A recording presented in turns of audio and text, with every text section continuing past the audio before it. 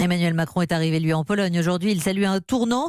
C'est sa toute première visite à Varsovie après plusieurs années de tensions avec le parti conservateur nationaliste au pouvoir. Et cela dans un contexte où l'Europe se projette dans l'après-Brexit. Les négociations vont commencer sur la relation future et le Premier ministre britannique Boris Johnson a plutôt donné le ton aujourd'hui. Écoutez. On veut une relation prospère avec l'Union européenne.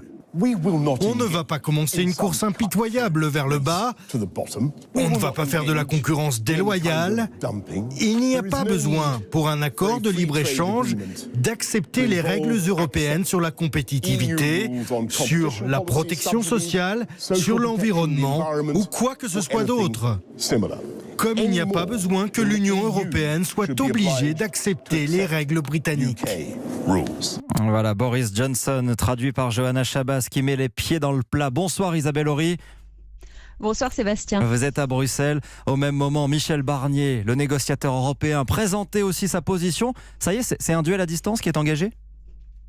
Oui, ou une forme d'échauffement avant les vraies négociations qui n'ont pas encore commencé. Aujourd'hui, chacun à sa manière a montré les dents. Alors Michel Barnier a répondu aux déclarations de Johnson avec son flegme habituel. Moi, je serai toujours très calme dans cette négociation. Quelquefois, on me dit que je suis trop calme. Non, je suis calme, respectueux. Je demande qu'on nous respecte aussi. Et on ne va pas se laisser impressionner par telle ou telle déclaration. Nous avons un objectif fondé sur un texte précis, agréé par les deux parties. Et je souhaite qu'on puisse y travailler maintenant sérieusement.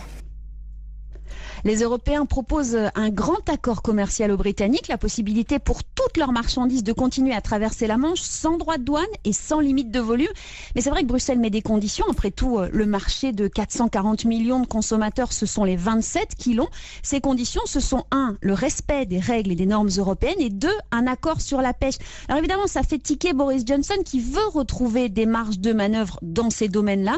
Bon, on est parti pour 11 mois de discussion. Au début, chacun met la barre le plus haut possible. Il va falloir attendre un peu pour savoir où on atterrit vraiment. Isabelle Horry en direct de Bruxelles pour Europe 1.